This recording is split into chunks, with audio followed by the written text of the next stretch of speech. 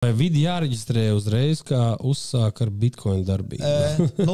Ja tu oficiāli vēlēs tad darboties ar kriptovalūtu, tad nozīmē tajā brīdī, ja tu ņem laukā naudu, tajā brīdī, protams, ka ja tu skaiti uz Latvijas kontu, tad tev jābūt protams, tas ir šis kapitāla daļas pieaugums jāmaksā. Man liekas, no šī gada janvāra tie ir 25,5%, iepriekš bija 20%, tagad mainījās tā likumdošana, un ja tu ņem laukā, protams, par to ir jāmaksā nodoklis. Ja? Bet kamēr tu turi un investē un varbūt reinvestē šo te bitcoinu pārdodot, nopērkot citu, tikmēr jau tev nekas nav. Vienmēr sakāt, ja tu pazaudē naudiņu, tad tu pazaudē pats savu naudiņu. Bet ja tu nopelni, tad ar valstiņu būs jāpadalās. Tā kā tāda tā situācija. Jā. Mums ir Vilnis, kas tiešām tur tajā visā vidē ļoti labi pārzina tos nodokļu sistēmas, jo viņš arī savu uzņēmumu, viņam ir Matchful uzņēmums, kuru viņš šobrīd arī taisa un tur būvē.